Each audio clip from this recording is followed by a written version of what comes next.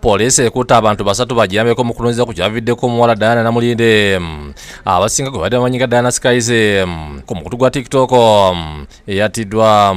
Namulinde abadde abeera mu kwata zone Kyanja ward mu Kawempe division.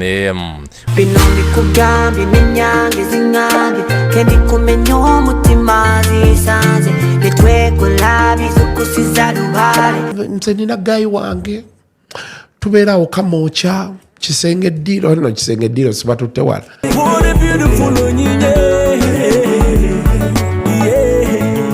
Okusizira ku luko esikira amyoko omugeza poliisi nga Preliano Namulinde ateeberezebwa okuba nti yatiddwa mu kiro eky'olwokubiri olw'omubiri gwe ne guzulibwa ku lwokusatu olw'eggulo. Era nga okubitegeerako nti nno omukyalo ono ateeberezebwa okuba nti nno yafudde zabadde ennaku z'omwezi 4 ku ssaawa 11 ez'akawungeezi ez'olweggulo. Embeera eno yabadde mu kitundu kye bayita kwata zone mu Kyanja ward mu Kawempe division wano mu Kampala, era nga yabadde ku apartment ze bayita David's apartment. Esikira agamba nti poliisi yasuse kukwata Mavini weebisa abadde omukuumi wa apartment Namulinde zabadde apangisaako. Ng'ono abadde akuma ku gundi eyo apartments ezo, era ng'omukyalo ono abadde asula ku floor ey'okuna. Omukuumi ono ng'ennaku z'omwezi 3 twamusanga mu kkubo ng'alina ebintu. Poliisi yali ekola patrol, yasanga omukuumi ono ng'alina ensawo ng'erimu ebintu by'abakyala, so ne wabeerawo ebibuuzo bingi bye twali twetaaga omubuuza. Ono nti yasangiddwa n'ensawo ng'erimu ebintu by'abakyala oluvannyuma ebyategerekese nti byali bya Namulinde. Poliisi okumanya okufa kw'ono mikono gye bagitegeeza nti baali basanze ennyumba ye nga nzigulira nti poliisi olwabadde okugenda basanze yafudde dda nga bamujja nti bamutwala mu ggwanika e Mulago.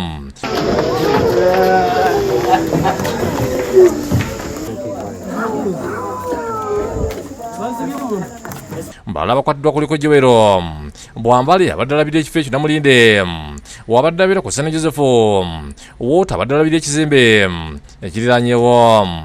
Bwambale ono y'omu ku balabirizi b'ekifo kino omukyalo ono mwabadde abeera David's apartment, nga ne Otto Joseph gwe batera oyita Rasta y'omu ku balabirira Catherine apartment mu kifo ekyo kyennyini era n'omukyala wabadde abeera. So bano tubayina kubabuuza kajojijoji w'ebibuuzo okutuyambako mu kunoonyereza kwe tulimu. Agumiza abafubine poliisi ne mu kunoonyereza okakasa nti efuna abakoze ekikolwa kino. Twagatuusa kusaasira kwaffe eri ab'eŋŋanda n'okubategeeza nti poliisi ekola kyonna ekisoboka okumanya baani abakoze ekikolwa kino eky'ettemu. Mikwano gya Namulinde gye tusanze Mulago ku ddwaliro batuvudde lwasemba okwogera naye. Nalina kumwogera naye like 3 days back about the new stock cause yali anatera okutikula yali ngamba ko ayina engoye zagenda oleeta kuba abadde ayina engoye nga aleeta engoye engatto ebyo ebyabawala kuba oli omwana famire ye ebadde emwesigamyeko nnyo abeererawo baganda be abeererawo maama we ne taata we. Just tusaba ab'okwelinda batuyambe ekintu kibanoonyereze ku kufa kwa business partner waffe yafudde atya kuba nkimanyi abo by'okwelinda bagenda bikolako mu bulungi. Omulambo gujjidde omugonike Mulago ne gutwalibwa Aipulasi okusobola okugukolako.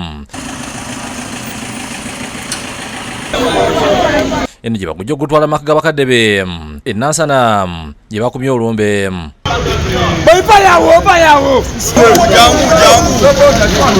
Ignatius Kamya yakusakidde eggulu ku Bukedde TV.